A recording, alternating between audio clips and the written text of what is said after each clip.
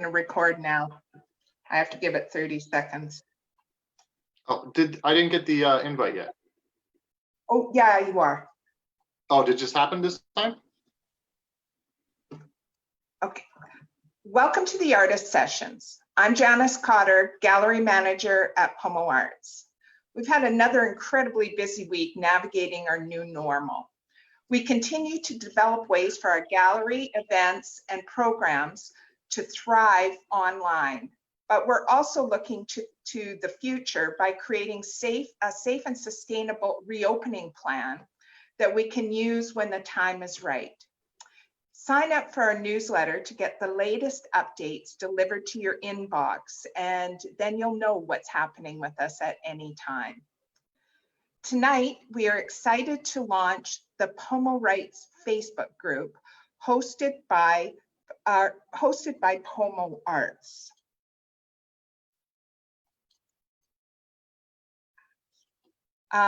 Organizer Erik D'Souza will be speaking to 3 local artists this evening about their most recent books and how the pandemic is affecting the literary world. I'll tell you a little bit about Erik, but I encourage you to check out PoMo Writes digital gallery on the Artist Sessions page of our website to find out more about Erik and his guests this evening. Erik D'Souza is an author and publisher who lives in Port Moody, BC. He's an enthusiastic organizer and contributor to the local writing community. Erik is on the executive committee of the Tri-City Wordsmiths, plus he is an active member of the Port Moody Writers Group and the Off the Page Speakers Group.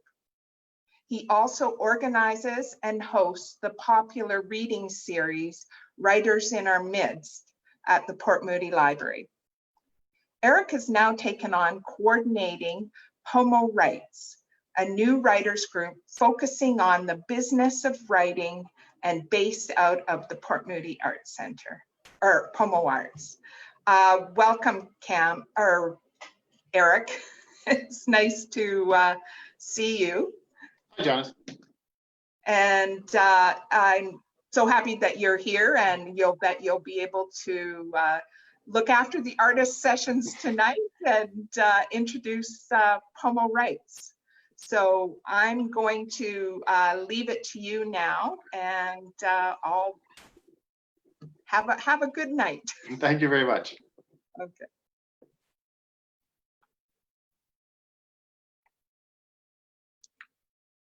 Hello, everyone.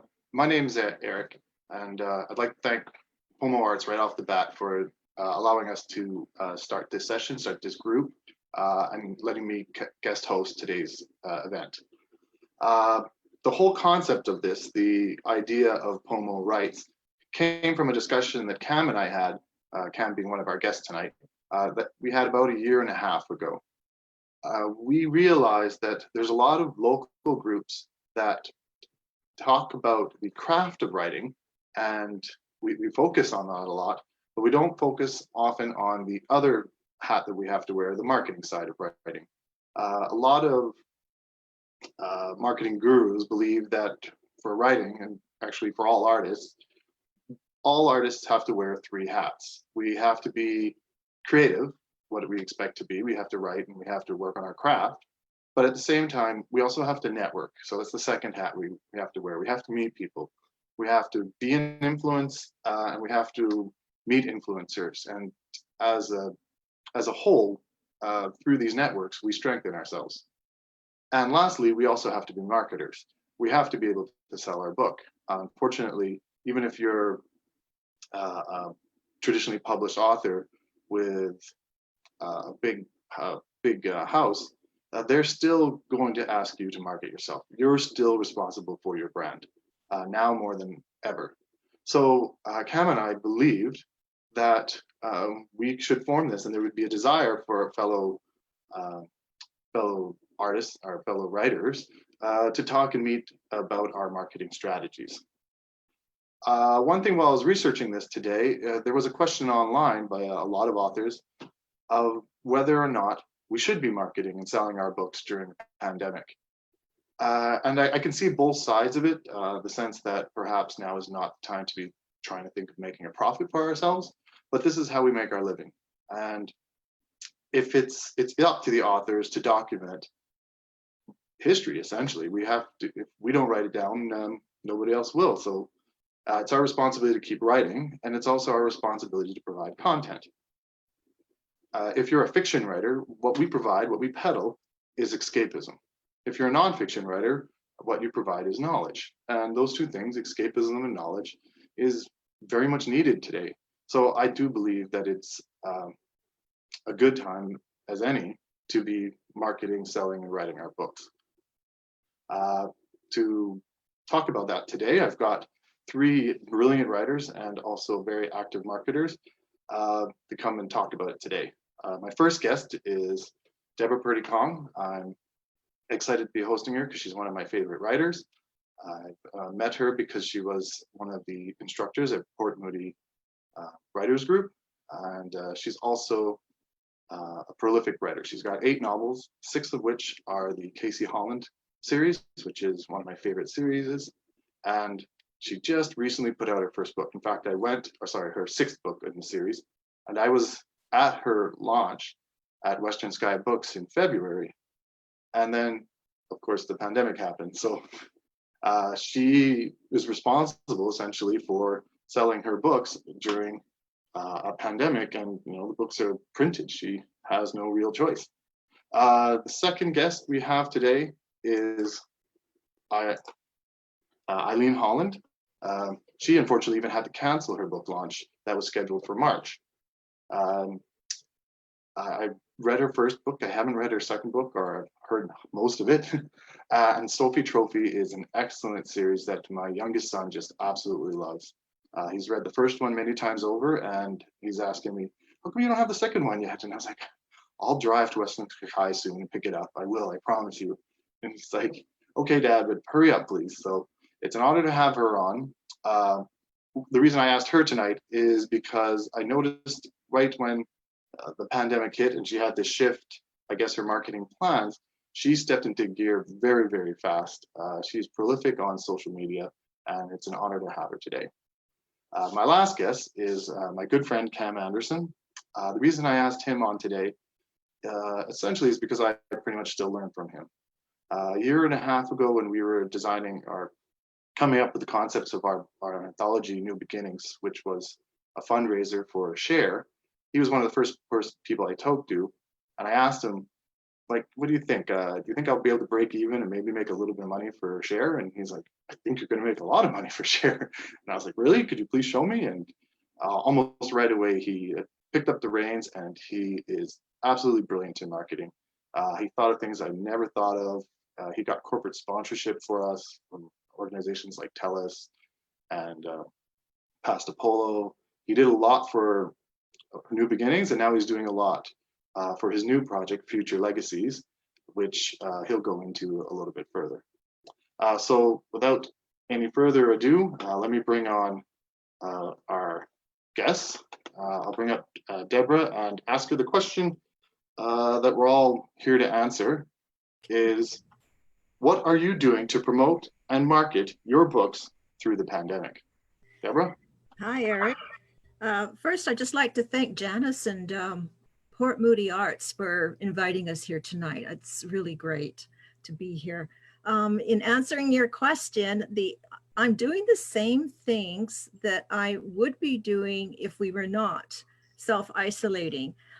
There's 4 things right now. Having released a book 3 months ago, there's a lot of promotion that I need to do, or I feel I have to do during the first 6 months and going into a full year. And those 4 things are, first, I'm writing a lot of guest blogs. So I'm hoping to go on other people's blogs, talk about various aspects of the writing business or inspiration or working in a series. So I'm working on a series of blogs that I'm hoping will be posted with other writers down the road. The second thing I'm doing, which all writers need to do if they want to market their books, is to find book reviewers. So there are a couple of sites that list active book bloggers and other review sites. So I prepared a long list of those, and I've been submitting book review requests to those people. So that's coming along pretty well. The third thing I'm doing is paying more attention to my social media sites, which I now have a little more time to do because I'm not commuting and I'm not running around doing errands. I belong to several mystery writers group sites on Facebook, and there are some on WordPress, and I'm starting to sort of be more engaged and more active in the process of just talking to people, having a conversation, discussing books. I think just letting people know that you're there, that you're a writer, that you're interested in mysteries, that you have something to say, and just getting them to know you is an important part of the promoting process. And at the same note, I'm reading more blogs. I belong to, or I subscribe to nearly 100 blogs, and obviously I can't get through them all on any given week, but I'm trying to do more reading, and I'm reading some incredible pieces from people all over the world about all kinds of things. And I'm becoming more engaged in that, and I'm commenting and liking things, and people are responding, and they're coming to my site and they're responding, and I'm starting to build relationships there. So it takes a lot of time, but I pace myself and just do what I can a little bit every day.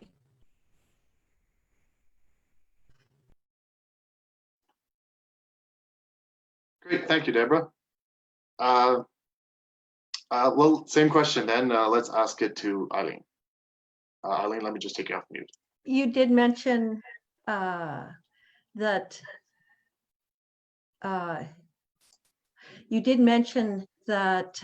you saw me active on Facebook.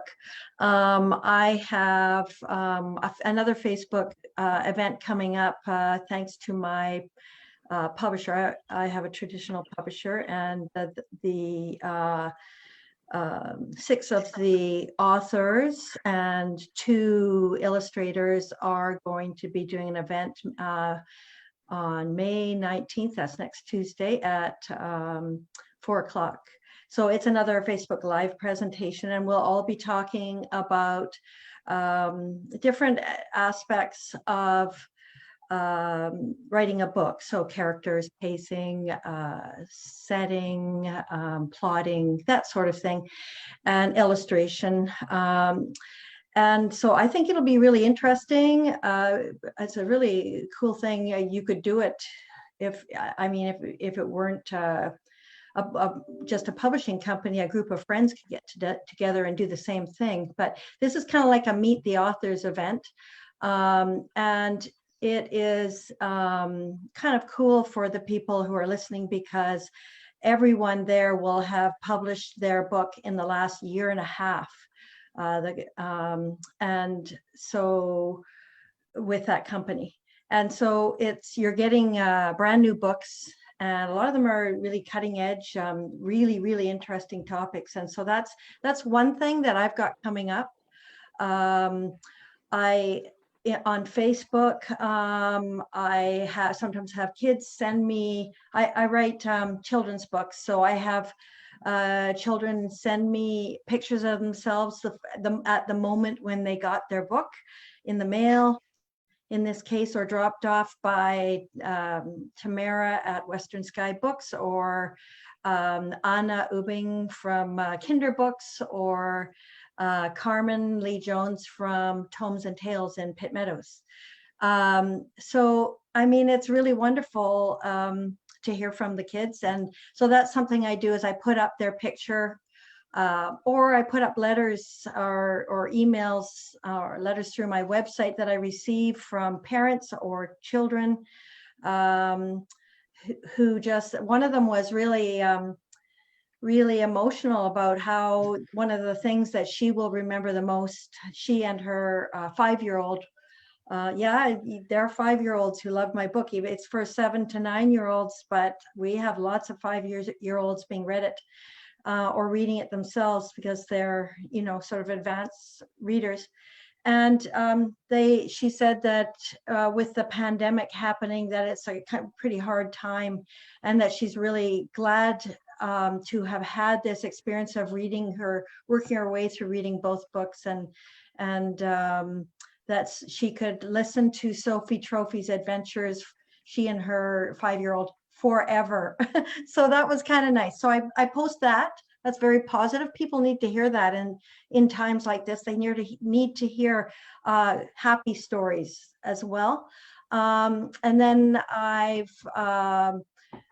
joined Facebook groups that allow me to promote my work, like Creative People Talking is one, and Canada Writes. There are several. There are so many, actually. You have to check them out and make sure it suits you. It matches you as a person. But that's something to check into. There are lots and lots of groups for writers on Facebook.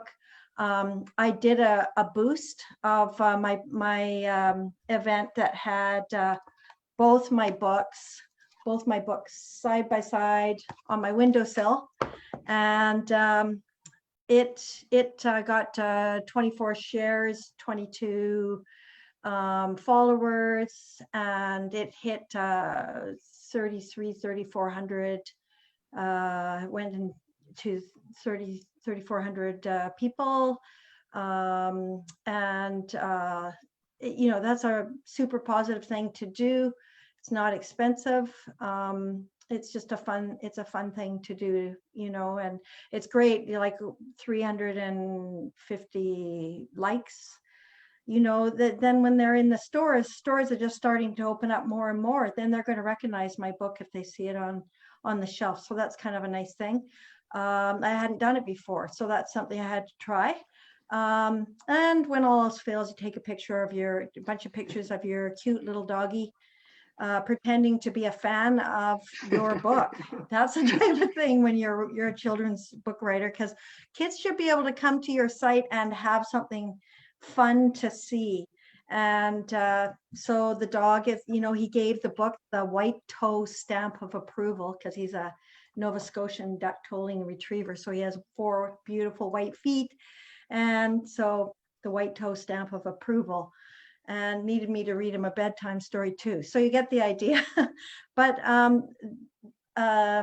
are lots of other things I've done, but that gives you an example right there of some of the things. Oh, and my kids, I get my kids to do things. My daughter, Instagram, she's got pictures up of my book. She's making comments. She's putting friends' kids up on there. My son contacted 17 friends and asked them to like or follow my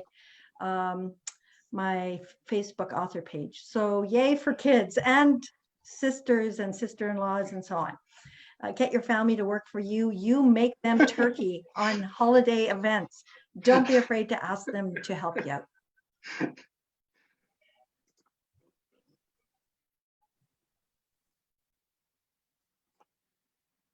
Thank you, Eileen. Yeah, I love your point of basically we do have to stay positive, and we do have to put out positive vibes. I also loved your comment on recruiting your family. I had you on Spotlight. If I didn't, people would see me just laughing, because that's hilarious. And I think all of us were laughing. I do have a request on Facebook that basically, Debra, your volume or your audio was going in and out. Would you be able to just very quickly go over some of your speaking points, just I guess really quickly, so our audience could hear them again? 4 points I wanted to make. One is writing and preparing guest blogs. The second was seeking reviews for your book, querying people, book bloggers, and other reviewers. Third was participating more, being more engaged on specific Facebook groups for mystery writers. And the fourth was reading more blogs that I subscribe to, or finding more blogs of areas that interest me, and becoming engaged in the process, sharing ideas, sharing comments with people. Thank you. That was a little spotty too, so I really hope it came through. I know we did an audio test earlier, and the audio was great, but that's zooming right now. So hopefully everybody got to hear that. Cam, I know in your situation, our project was essentially about a year ago that when we were promoting New Beginnings. We're still doing it to a certain degree, but the big push is over. We got to do our book launch and everything's great like that. But I know in your case, you're writing a new book. And it'll tell you that when you start writing your book is when you should be start marketing. So it's sort of the same question. Are you promoting your book during a pandemic, even though it's not even written yet? Thanks, Eric. Well, in a word, yes. But I first of all, I do, like Debra mentioned earlier, I want to thank Port Moody Arts Center for organizing this, and you, Eric, for being our host, I guess you could call it, our talk show host. Yes, let me back up a little bit, because New Beginnings was a huge effort, as you alluded to earlier. And you can see, I hope, on my screen an image of the book, and also of the logos of Western Sky and Kinder Books. These are our places to go to order the book. And the reason I wanted to bring that up, or back up, is in COVID times, the organization that we were raising money for, which was the Share Food Bank, it's the Family and Community Services organization serving the Tri-Cities, Coquitlam, Port Coquitlam, I guess New West, for people that are not in this area, and Port Moody, of course. The point being that every book that we sold raised a significant amount of money. A huge portion of it went to Share. The authors got no money for that. And there's 39 authors who helped write that. And I think with Erik being the publisher and organizer of it, he wasn't making any profit on it. So there was really a tremendous amount of money that went to Share, and they were very, very appreciative. The book is still available. We have some hard copies from our original run, but we also have electronic versions. And I really think that it's important for us to think about those in need at this time. The COVID situation is certainly dire. And anyway, enough about that. But I do encourage you to think about ways that you can contribute to your local food bank, wherever you may be. And should you be interested, if you visit the store or contact us, certainly this book is a great item to promote at this time. My new book is something along the same vein in terms of, I hope it will support charities and governments perhaps, but essentially it's thinking very long term, and it's trying to raise solutions that will, it's going to be a book about how funding can be raised that will solve a lot of social issues, mainly in the long term. You asked, Eric, how am I promoting that? Well, as you know, I'm a big fan of email lists. One of the things about Facebook, and you can post something on Facebook and hope that your message is getting through. The issue is that Facebook will really probably serve your post up to about 15% of your friends. Of course, you can promote it as Eileen just mentioned, and that's a great thing to do, and you can get a lot of exposure. But having an email is something that's so personal to everyone. It's what you check every day, every time. You don't miss them, and they're there to go back to. So having an email list as a way to market, I feel is essential. And so really, actually today I'm launching my email list subscription through MailChimp, and offering a story about Benjamin Franklin, who is the inspiration for my book and my operation called Future Legacies. So anybody who is interested, it's there at futurelegacies.ca. if I could, though, I'd like to take a moment and back up a bit. So that's my promotional side, and that's the thing. But COVID-19 has really been such a story, I guess. We all live in stories, but it is the story of our time. Just as World War II was the story of our previous generations, today's generations, the people living today, this is defining us, and it will change so many things going forward. You think what changed in World War II afterwards, the whole world became different. I expect the same thing. But right now we're actually in shock, I think.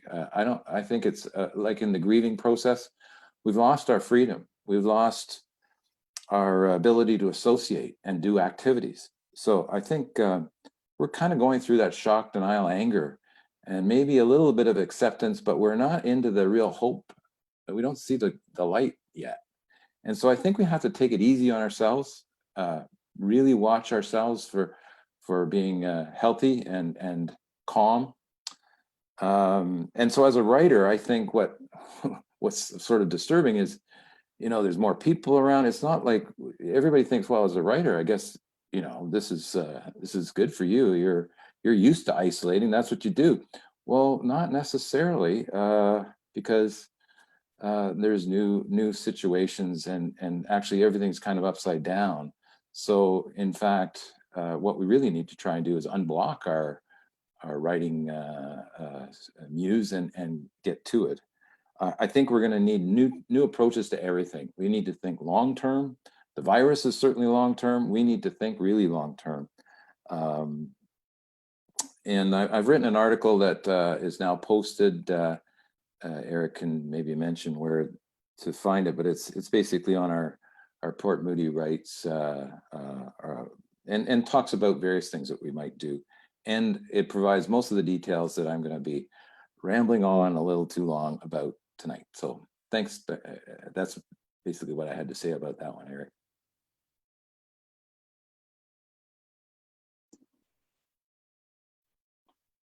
Thank you, Cam.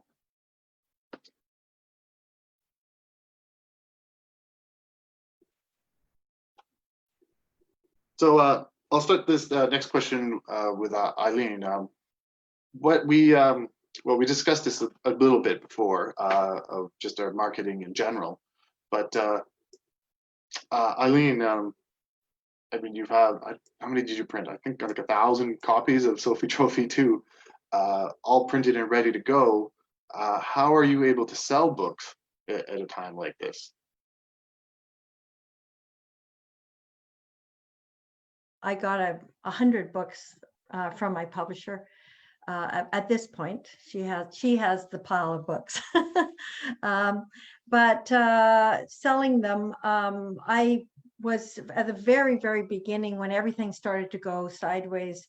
I was in touch a lot with Tamara Gorin at Western Sky Books, because she was affected too, because she was supposed to be my bookseller at my book launch, like a week later or something, and all of a sudden it wasn't happening, but she still had the box of 104 books. And she's, a small business, and that's a lot of books to have. So of course I felt terrible about that. So, I had several people who, I had about 25 books that people wanted. And, friends of mine, people in other cities and towns and so on. And so I would just autograph those books at home. And then I would take them to Tamara, and then she'd give me, the book, some of her own stash of books from the box. And she would, and I'd take home the blank ones, and I'd give her the personally autographed ones, and she'd mail them out. And so that way she would benefit a bit. But since then, she sold quite a few on her own. She's working her way through that box of books, and to give her credit, she's even given one as a gift, as a prize for a family-oriented business in town. So that helps. Anna Ubing at Kinder Books has long been a supporter of my book. And she asked me for videos. I had made 2 videos and then given them to my publisher, Melanie Jeffs at Cruise Press. And Melanie put them on YouTube. I put them on Facebook, and then I also gave them to Anna Ubing because she requested them for a sort of a community story time event that she had going on at Kinder Books, which is an online bookstore. Although she goes out into the community, she goes to New Westminster Quay, and she goes to schools and does festivals. She's a wonderful person. Yeah, so my videos really helped, I think. I know that she sold books, both of my books, because of that video being up there with about another 20 people or so. Some of them authors and others just members of the community. It was a great idea. It was really brought the community together. So those are 2 other ways that I have sold books.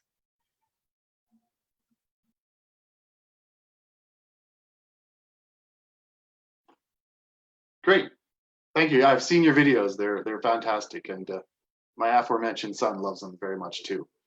Cam, I guess, like we said, we're in sort of the tail end of our big marketing campaign, but same question, how do you sell books at a time like this? Well, I think, Erica, the key to selling books that we have available is to have a distribution capability. And so, again, we have to really thank Western Sky and Kinder Books for being available to meet people. I mean, you have to be brave to be on the front line to meet people today. And it's great that, we can direct people who we talk to that might be interested in a printed copy, that they can go there and pick them up. So that's the main for printed books that we have right now. And we don't have a lot left, but for what we have right now, that's the main one. There is also Amazon that we are available, and that's a print and deliver service, but that's not from our inventory. So there's the 2 ways that we could provide sell our print books, but essentially the one I'm mainly thinking of is the bookstores. How do we drive people to the bookstores is maybe the key question. And we haven't. I've got to say we had a hiatus because we had such a big push around Christmas time. We met our goals. We were, really getting.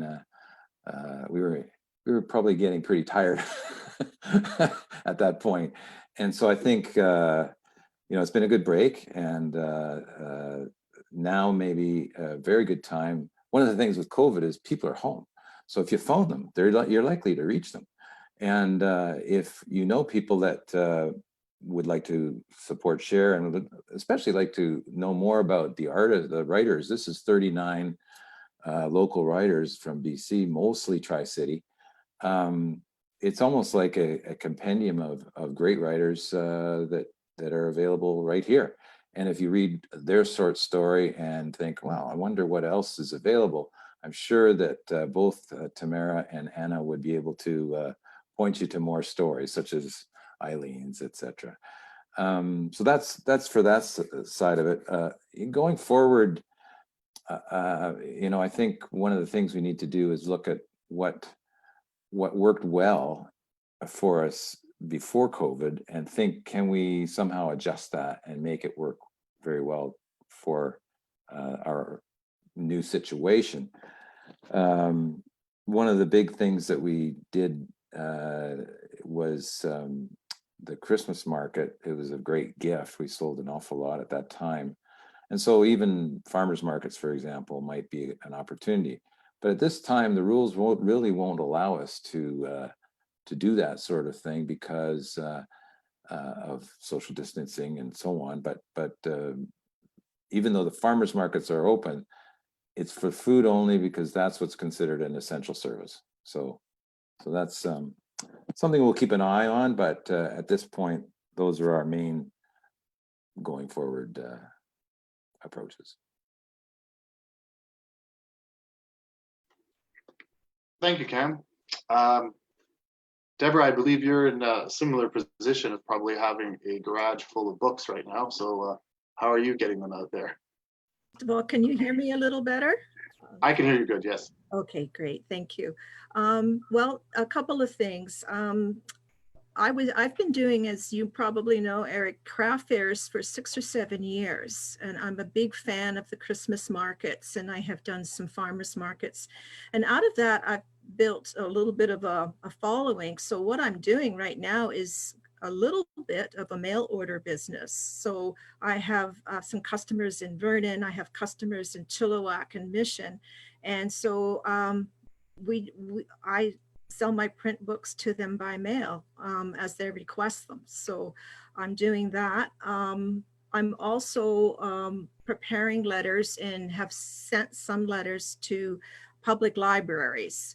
The big libraries are very open to also independent authors.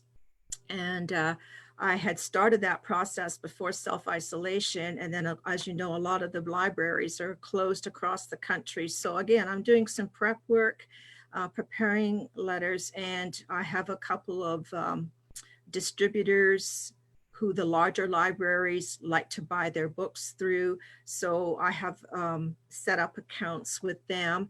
And as things slowly open again, I'll have my letters ready to go. And so I will approach the libraries across the country for the print books. Yeah.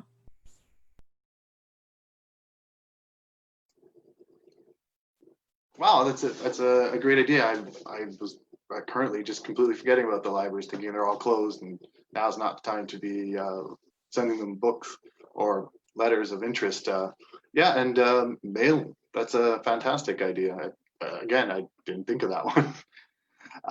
So last question from me, but then we do have quite a few questions from our Facebook audience right now. And this one might be tough because you mentioned so many great ideas of ways to market during these times, but last question, what else can authors do to promote their books from home? Cam, let's start with you this time.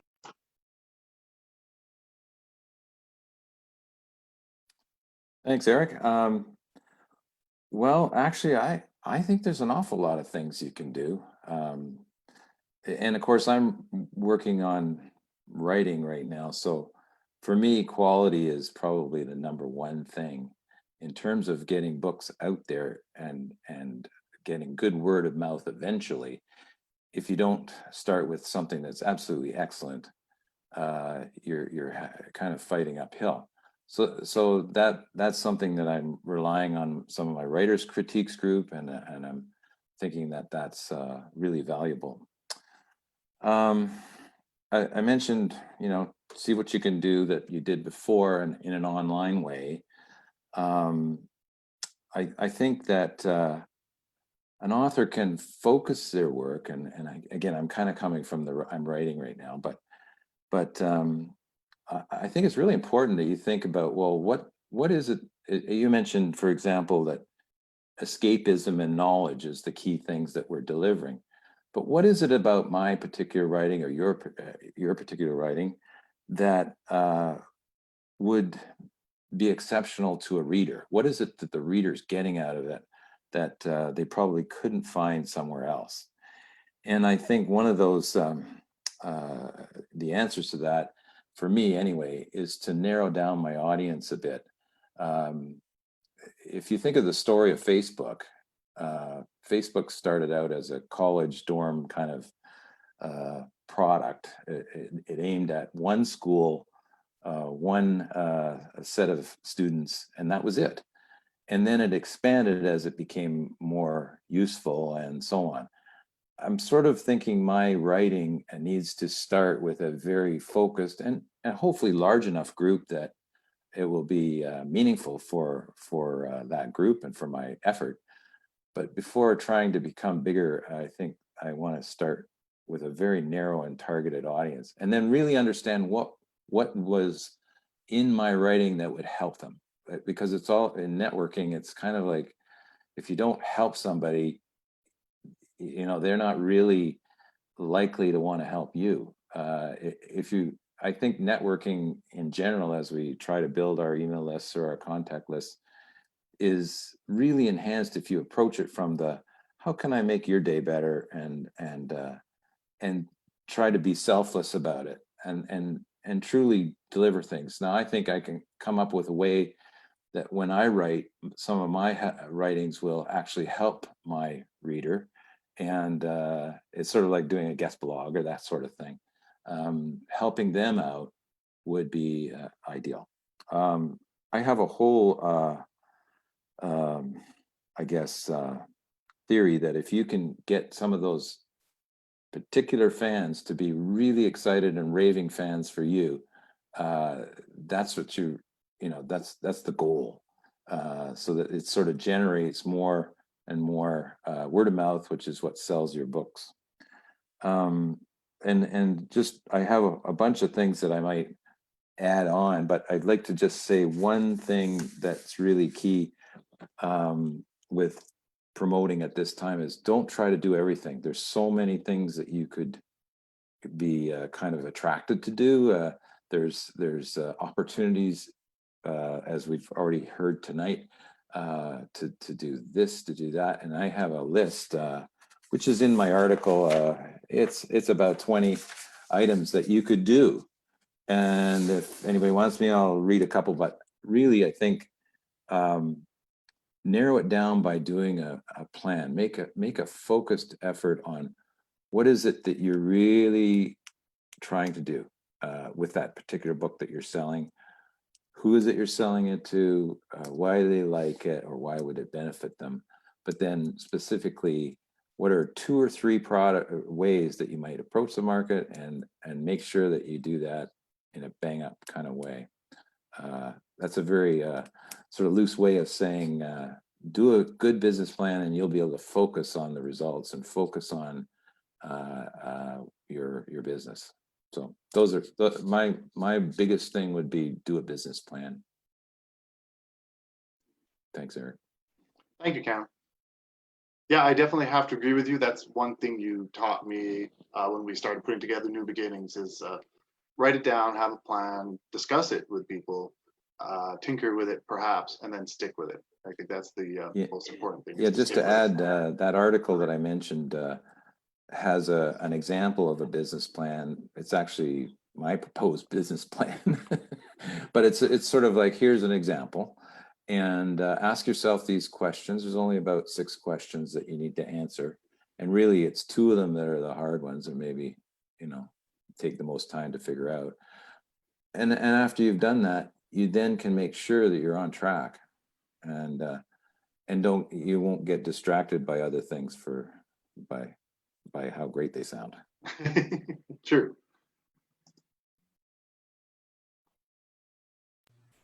Debra, do you have any last hidden gems that you'd like to tell us about? Oh, I wish. No, I do have a couple of things. And Cam is raised some really excellent points. Just on the marketing and promotion front, there are a couple of things that you can do. And once you start to build a bit of a following, either through your blog or through your website or through your communities, you can do things like doing a book giveaway. Goodreads gives you an opportunity to give away a book. It doesn't cost you anything, and it's great promotion for your book. When I did one for Knock Knock, I had 800 people apply for a draw, and I think I was giving away 3 books at that time. These are also opportunities for book reviews as well. You can also offer contests. You can do a contest on your blog. Again, if you've got a following, you've got a few people, or some people, you can do those kinds of things. You can pay more attention to the platforms that you've probably joined, but you're ignoring, like me, like LinkedIn and Instagram. I'm still struggling with that one. So those are there, and Cam is so right. There are many, many things you can do, and it can be overwhelming. And I think the business plan is a good idea, but I know a lot of newer writers out there are going, oh boy, a business plan, you know, it's taking that a step back a little bit. And this whole experience is an opportunity for reflection and for growth and for doing research on your books or taking an online course. But most of all, take some time to figure out what kind of writer you want to be. And by that, I mean, there are writers who write 1, 2, perhaps 3 books and spend 2 full years promoting, marketing, trying to make it a bestseller and succeeding to varying degrees. And they just market, promote, and they do it very, very well.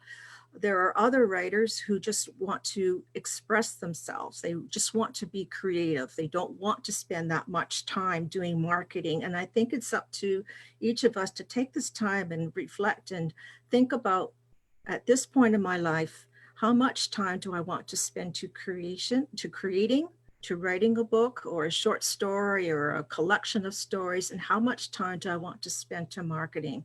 And once you sort of come to terms with that and decide, you know, what you want out of the whole writing experience, maybe just short term, maybe you have a longer 5-year plan, and it will change over time. I've been writing for nearly 40 years, and my priorities have changed with each of the decades. And so I think this is an opportunity for writers just to take a breath. You've done some writing. What do you want to do with it from here in? You have time, and let's just reflect and think about what works best for you at this time in your life, and know that you've got support out there. Just a quick side question then. Last we spoke, you were writing a sci-fi. Is that still happening? My urban fantasy. Yes. Yes, and I'm working on that every morning. So we are just finishing draft number 4. It's 135,000 words with 70 chapters.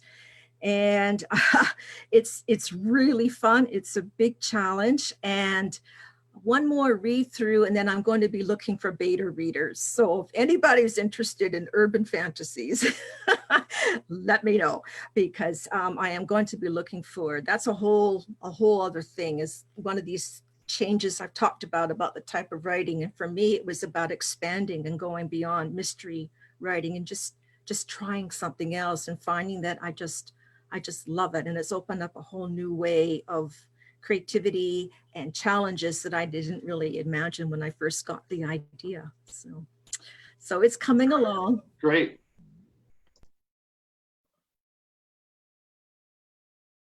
So Eileen, I'm putting you on the spot a little bit. That's a lot of great advice from Debra and Cam. Do you have anything left in the tank? Well, I do think it's important during this time. Of course, we're all looking at ways that we can promote small businesses.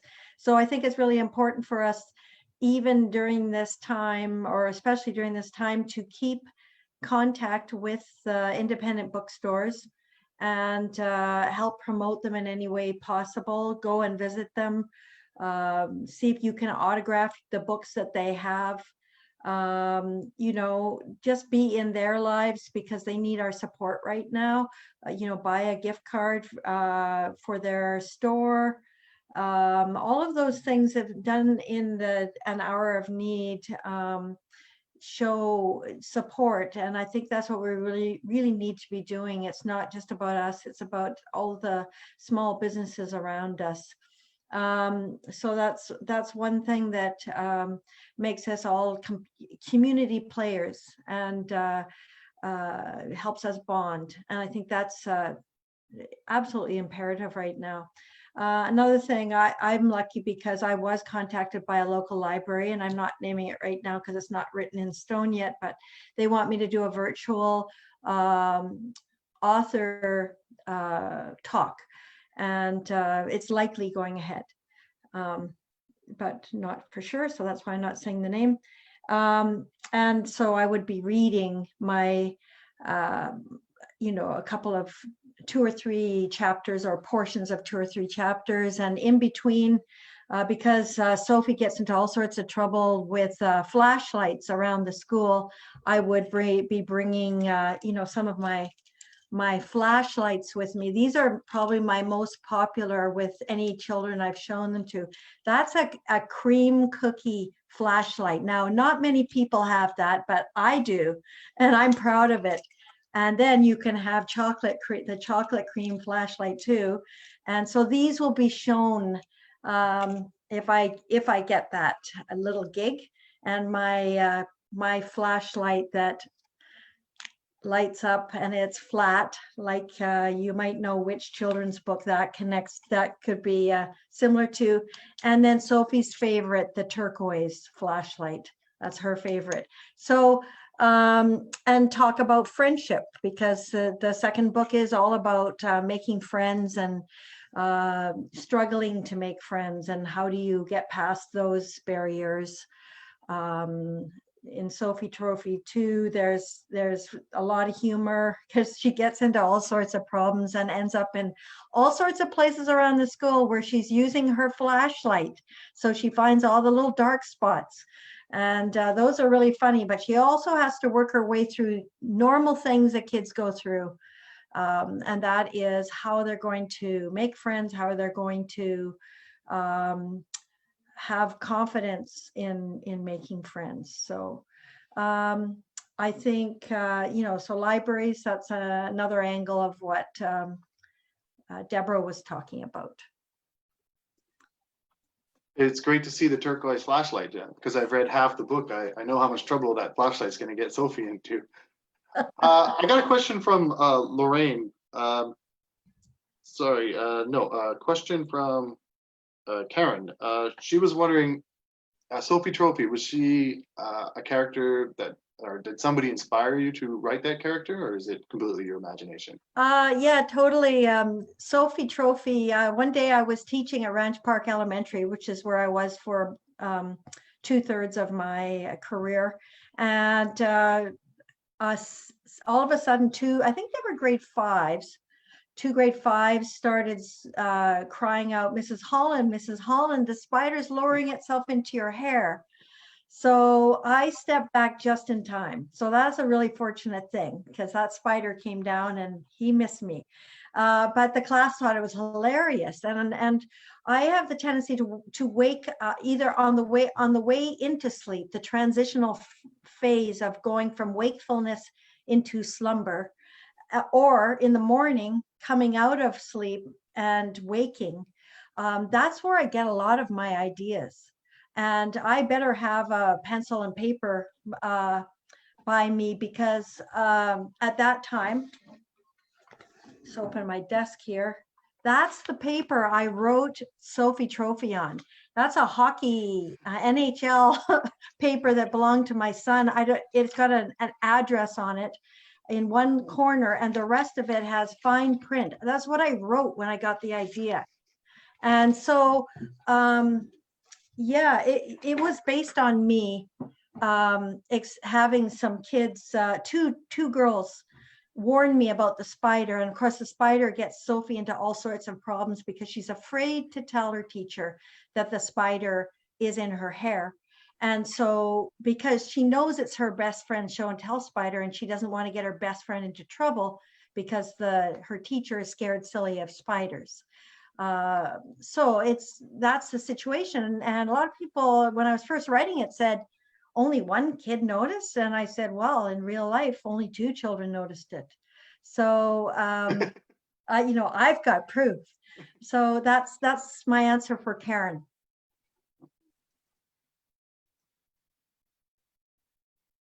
Thank you. I got one question for you, Cam. It's coming from a friend of ours, Trevor. Sure. He asked, how do you encourage signups to an email list in face of an ease of click to follow, and maybe the reluctance to give out email addresses right now? Yeah, that's a really good question. And thanks, Trevor.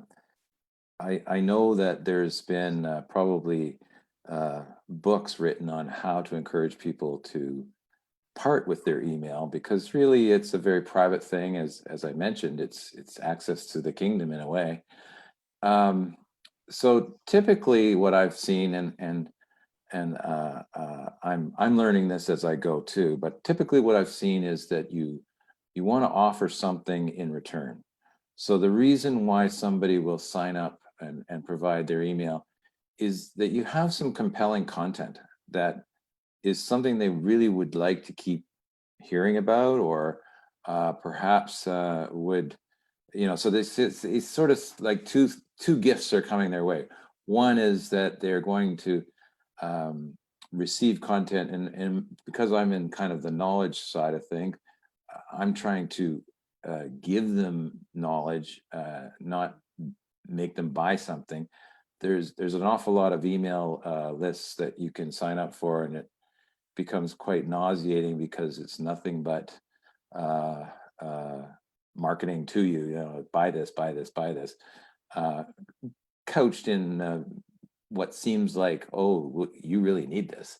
However, my biggest sort of attempt right now, and I think it's going to be an experiment for quite a while. I'm writing a blog, and during the blog's post, or with the blog's post, I will have the ability to sign up.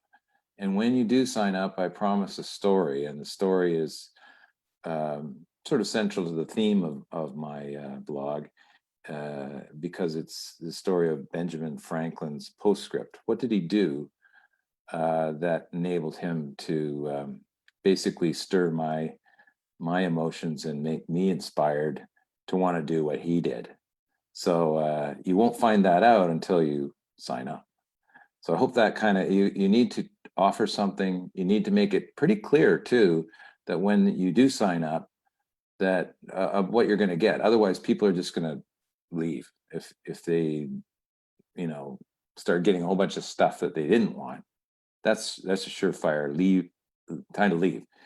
And that's really not a useful situation. What you really want is something that's going to drive other people to come to your site. So hope that answers.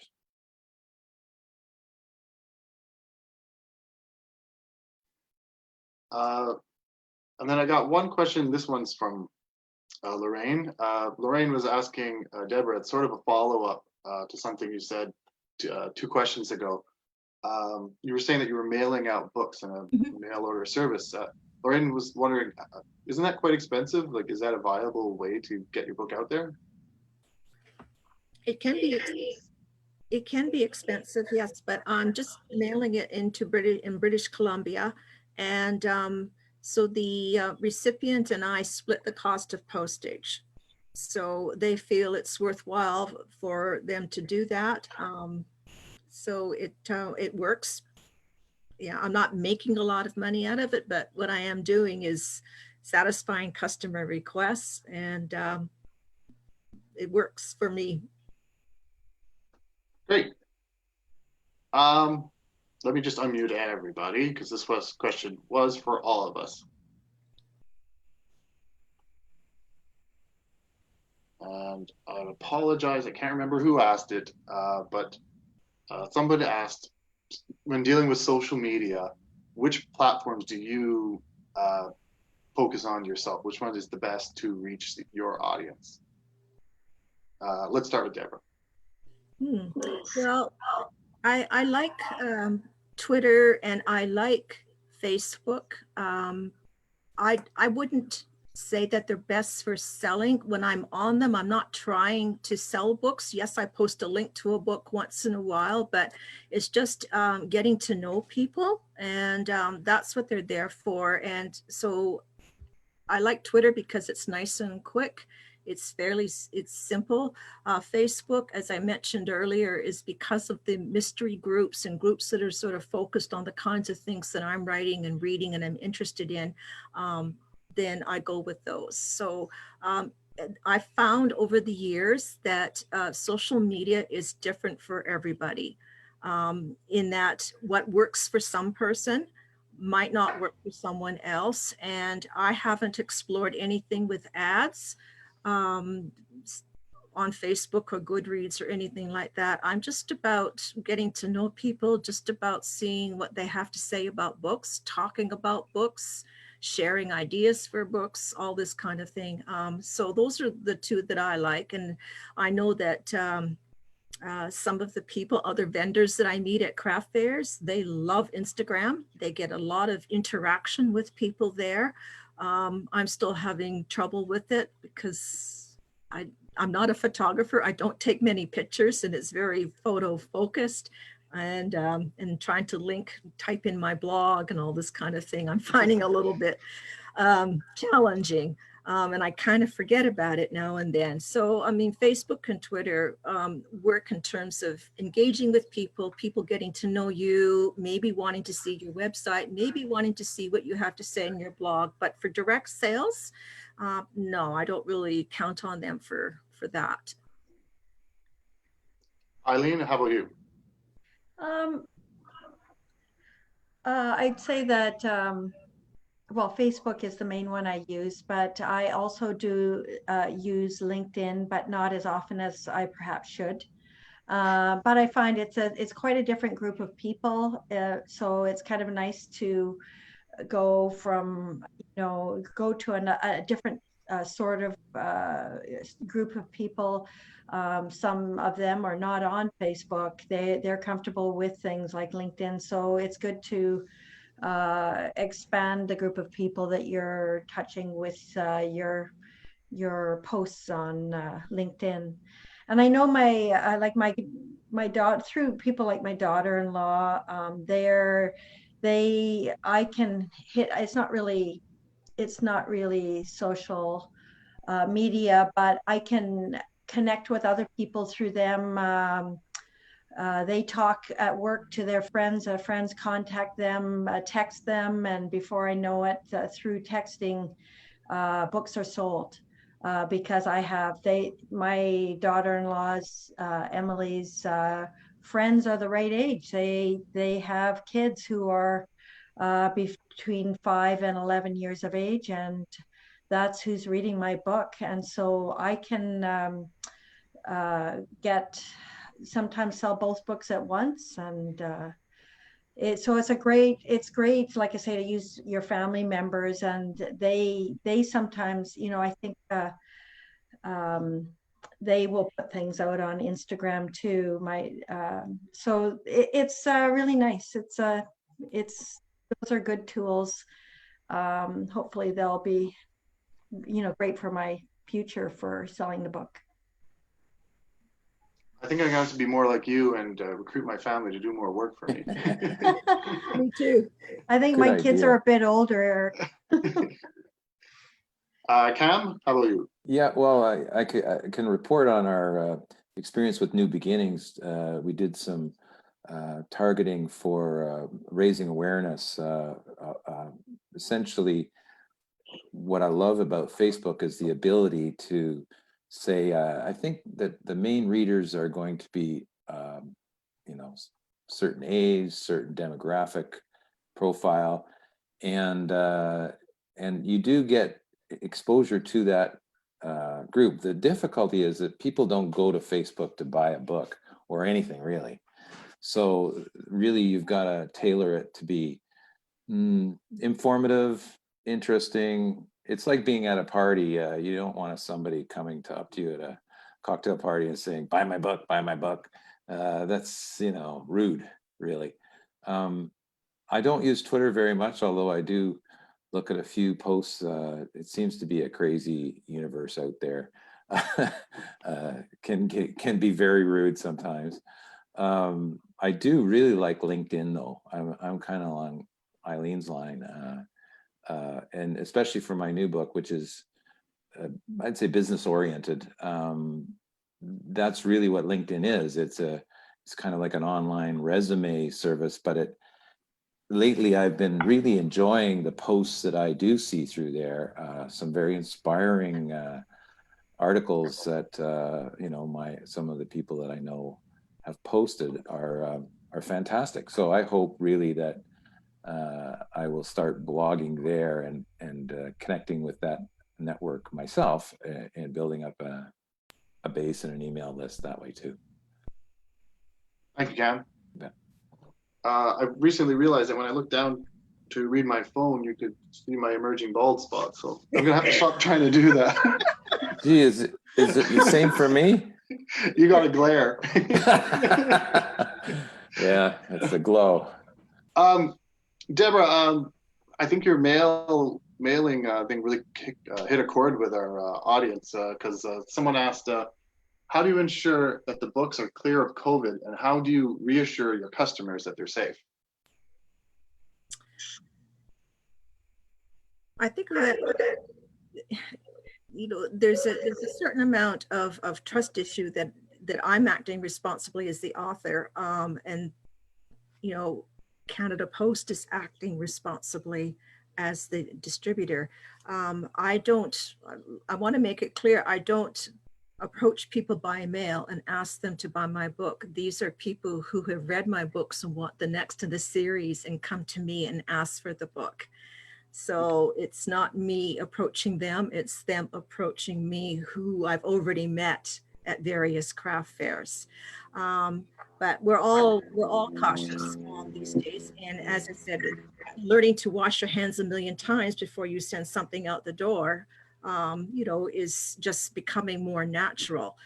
So we do our best from my end to make sure that my hands are clean when I'm autographing a book from somebody and it's going into a brand new unused padded envelope, and we hope that Canada Post is doing their part. But I think if people were really concerned about that, they probably wouldn't be asking for me to send the book.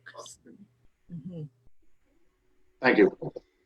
I think that's going to wrap up the question portion of tonight. As Janice had mentioned, and we mentioned at the beginning, this is sort of a launch for a new program that's coming along for us that PoMo Writes has generously allowed us to facilitate and function. So PoMo Writes is a monthly meetup for, well, as they say, writers, dreamers, and creators, which I hope we all are. So it'll happen on the third Sunday of every month between 1 and 2:30. For the next little while, it will be on Zoom, and if anybody out there would like to participate in it, just email me and I will, Erik D'Souza at outlook.com, and I'll send you a Zoom link to it. And also our Facebook page should be quite active. As Cam mentioned, he's already put an article on there. One of my mentors, Barb Drozowicz, a fantastic marketer of books, who I got to meet through the Off the Page Writers group. She put an article on there of some marketing. Yeah, I'm going for sure. Yeah, so it's a marketing course on Sunday, just after our Port Moody Writers group. So that's one thing coming up this Sunday. Also, a little far ahead is on May 26th at the same time, same place, different day, on the 26th, and every other fourth Tuesday of the month, we're going to try doing a virtual book launch. So as you know, especially right now, nobody could do real book launches. So we're going to try putting a launch very similar to a real book launch, and hopefully Western Sky Books will be able to carry the book, so you'll be able to get the book there. And our first guest is a great one. He's my good friend, AJ Devlin. If you haven't read Cobra Clutch and you're a fan of mystery, you really should. He's got a unique talent of being, I guess, writing a serious mystery and at the same time being hilarious. So May 26th, he'll be our guest on the show. I think that was everything for us today. Once again, thank you very much to PoMo Writes and Janice for helping to put together. Caitlin, who's been doing all our graphics and behind the scenes, it's been fantastic. It's great starting to work with you guys, and hopefully this is the beginning of a beautiful new relationship between us. Thank you to our authors again, Debra, Eileen, and Cam. You all had great content, and I'm really glad I asked you on tonight. And hopefully I'll see you on Sunday at PoMo Writes. Good night. Good night. Good night, all. Good night.